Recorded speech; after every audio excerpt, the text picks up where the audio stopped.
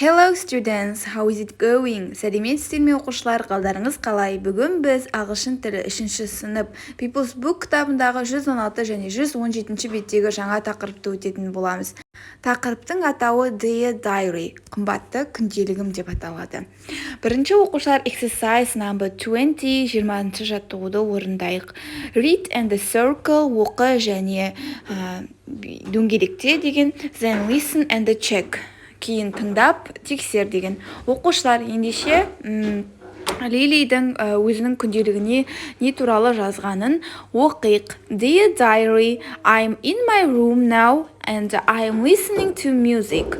Қымбатты күнделігім. Мен қазір өзімнің бөлмемдемін және мен музыка әуен тыңдап жатырмын дейді. Mom and dad are in the living room.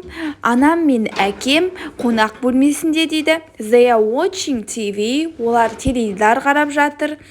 Liam is reading a book and Charlie is sleeping on the sofa дейді. Liam қазір кітап оқып жатыр, ал Чарли болса өзінің төсегінде, яғни диванында ұйықтап жатыр дейді. Nanny isn't watching TV. Nanny теледидар қарап жатқан жоқ дейді. She's in the garden. Ол қазір бақшада. She's picking flowers for her room. Ол өзінің бөлмесіне гүл теріп жатыр дейді. Everyone is very happy today. Love Lily. Бүгін барлығы бақытты дейді. Жақсы көремін Лили дейді. Яғни Лили бүгін өзінің күнделігіне не істеп жатырғанын және де басқа адамдардың не істеп жатырғанын жазған. Яғни өзінің күнделігіне жазып отыр. Diary деген ол бізде оқушылар күнделік. Енді астында кішігірім тестті орындайық оқушылар.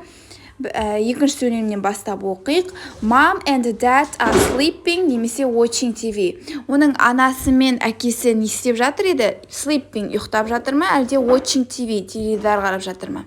Теледидар қарап жатыр деп айтқан, сондықтан да біз watching TV сөзін белгілейміз. Келесі үшінші, Liam is singing or reading. Liam ән айтып жатыр ма, әлде оқып жатыр ма? Liam ол кітап оқып жатыр деді. Сондықтан да біз reading сөзі дұрыс болады.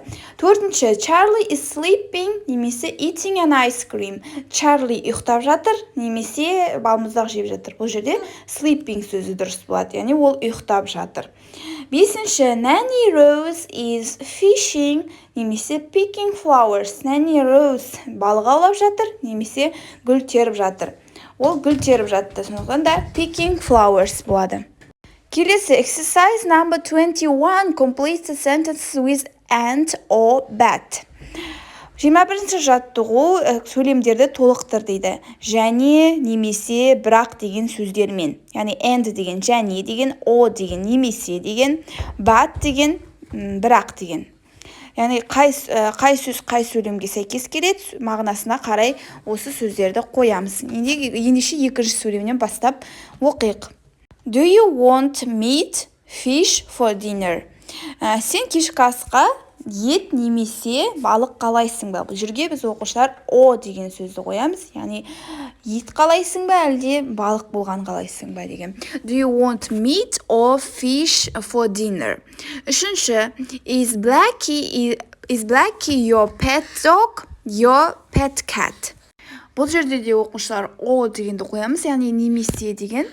Blackie сенің яғни үй жануары итің бе, әлде үй жануары мысығың ба деген.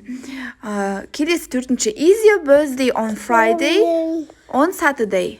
Бұл жерге де оқушылар о болады, яғни is your birthday on Friday or on Saturday?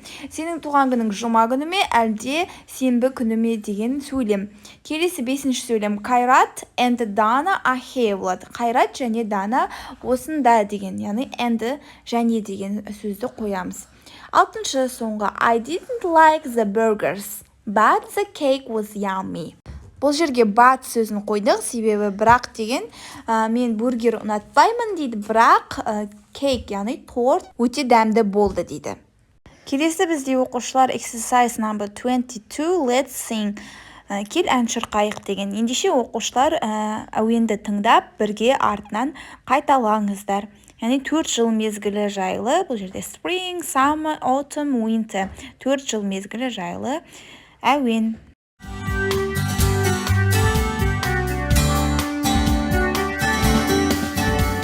Spring is here, it's lots of fun. I'm flying my kite with everyone.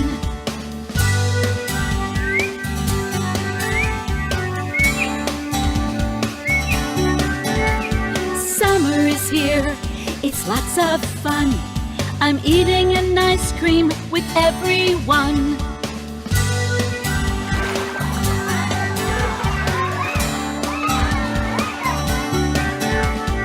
Autumn is here, it's lots of fun. I'm playing football with everyone.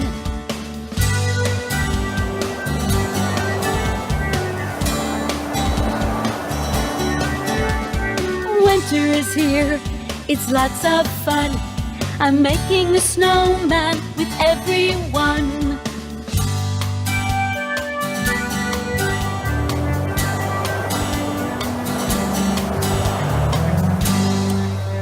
Соңғы тапсырма бізде оқушылар exercise number 23. Choose your favorite season, write your own song, then draw.